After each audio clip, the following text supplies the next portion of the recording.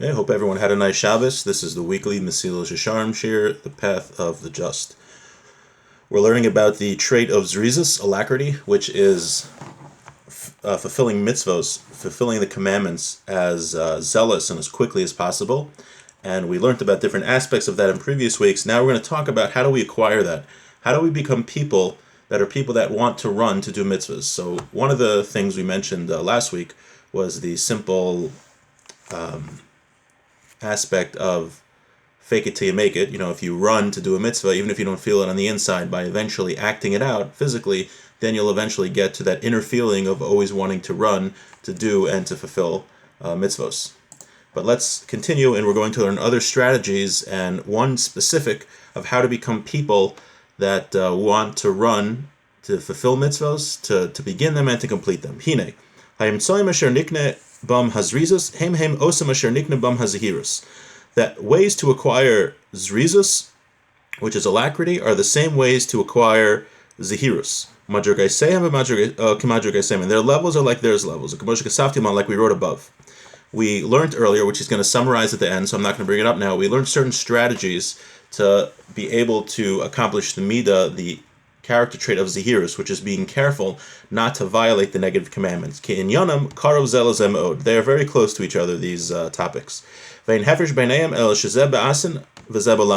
are about positive commandments, and these are negative commandments. Zahirus, being careful, which is the first attribute we learned, is to be careful not to violate any negative commandments. Zrizus, which we're learning now, is to run to fulfill mitzvahs, and that's about the positive commandments. So Zahirus, watchfulness, is about the negative commandments, and Zrizus is about the positive commandments. And the way to acquire one is a way to acquire the other. Specifically, one thing that we learned was studying Torah. When you study Torah, that enters in you a certain level of spirituality and a certain level of supernatural inspiration that will make you want to fulfill as many mitzvahs as you can. So that's one thing we learned about Zahirus. The other things about Zahirus we'll learn later. When a person realizes and he establishes for himself the value of the mitzvahs and his great responsibility in them, you're definitely going to want to inspire yourself to fulfill those mitzvos and to serve Hashem. When we realize how important it is to serve Hashem, we will definitely be inspired to do that. And we learned about how important it is to do mitzvos in the first chapter. If you want to go back to Mesilas Yesharim in chapter 1, he talks about the mitzvos are the opportunities that we have to earn reward in the next world and to get a place of closeness to God in the next world, which is really our entire purpose here. Our entire purpose here is to serve Hashem and to fulfill the mitzvos, to learn how to become spiritual people and good people. And when we do that as much as possible, then we will have the true reward, which is cleaving to Hashem. And the opportunities that we have, the means of getting that spiritual bliss and spiritual reward is through the mitzvos. V'amnon. A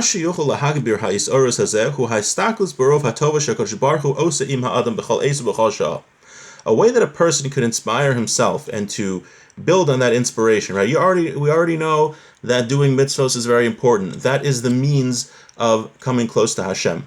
But how do we inspire ourselves even more? How do we make that inspiration grow? So he says, when we recognize the good things that Hashem has done for us at every moment, every day, and all of the goodness that God does for us from the day that we're born until our last day, the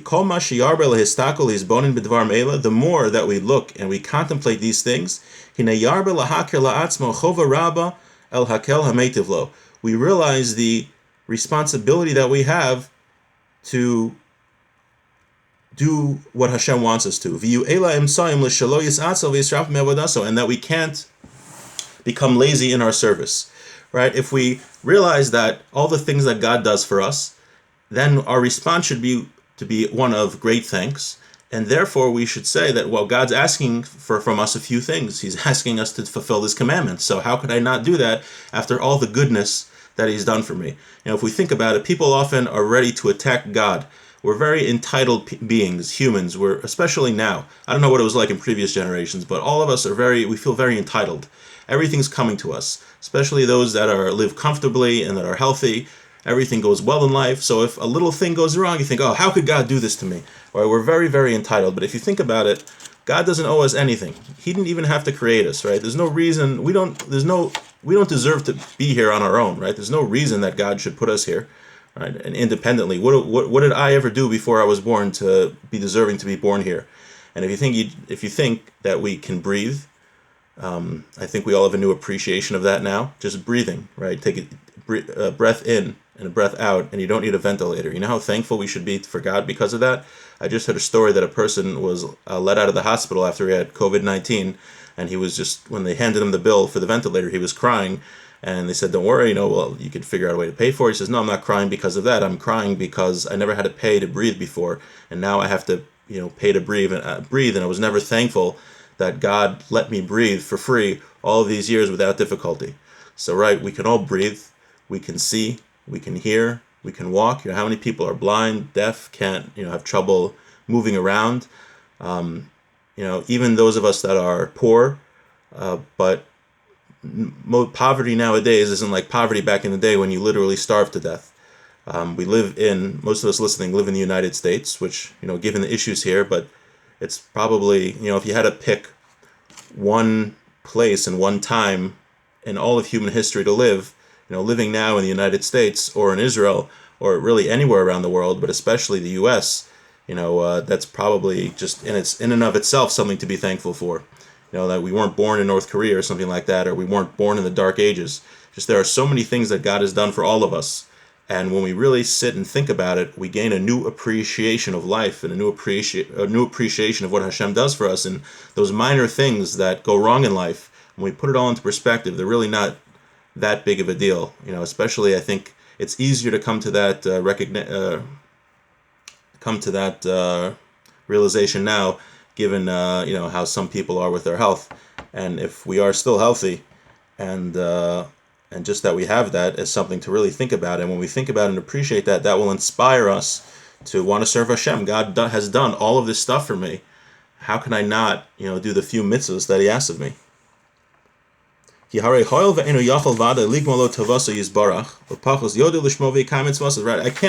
You can't adequately express your thanks to God, but the least you can do is to fulfill the mitzvahs.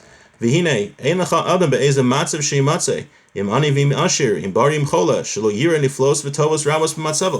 no person, whether he's poor, whether he's rich, if he's healthy, if he's sick, that he can't recognize the wonders and goodness that God does for him. So someone who's wealthy and healthy, for sure, he's got to thank God for that. He's got health, he's got wealth, he can support himself, he doesn't have to go begging. And even the poor person, right? A poor person, he also has to thank Hashem, because even though he's poor, but God still gives him food that he doesn't die of hunger. And especially poor people nowadays, right? You can get free cell phones and things. Hachola, right? You have. It's obviously now. I'm not saying it's easy to be poor at all. I don't mean that, but I'm just compare poverty today, what poverty used to be, in back in the day, and we're much better off, I think, nowadays in general than we were back a few hundred years ago even. Even a sick person, the fact that he's still alive and God didn't let him die. Everything like this. There's not a human being on earth that doesn't have to thank God for something. When you look at the goodness that you receive from Hashem, for sure you'll be inspired to want to run to do His service. Like we wrote above,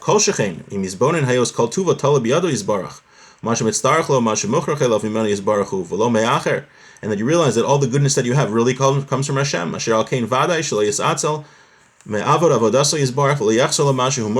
then, therefore, you won't be missing, when you think about these things, it'll inspire you to serve Hashem. You won't be missing any of those, any of the attitude that you want to serve Hashem and do the few mitzvahs that He asks from us. It's really, if you read a book on the human body, I think, I forgot it was even swallowing, that every time you swallow the epiglottis, not the epiglottis, I'm not a doctor, but is it the epiglottis that closes the, trachea every time you swallow, and how many times a day do you swallow, and just the miracles that happen in the human body, that if one of them would, if it would be messed up a little bit, it could cause a person to die, and just that the heart knows when to open and close at the right times, and that we can sleep, and we have so many functions in our body that God makes sure everything is going well and that we're healthy. Just that alone, without anything else, is enough to want to inspire us to serve Hashem.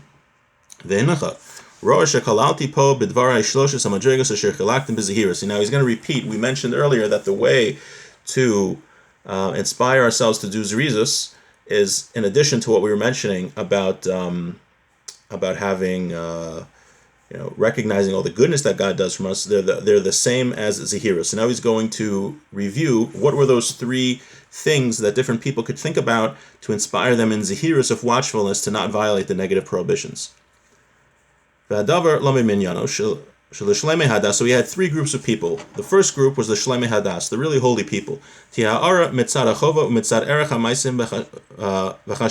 really holy people, all that they need to inspire themselves to do mitzvahs, to not violate negative prohibitions, and to fulfill positive commandments, is to know that they want to be complete people, and the way you be a complete person and to reach spiritual perfection is by doing all of the mitzvahs. So that's enough for these people to be inspired. Mayhem, other groups, mitzad olam haba uchvodo, other people, the less people, they want to get the honor of olam haba, right? If you're not such a holy person, the fact of wanting to be a perfect servant of Hashem doesn't inspire you enough.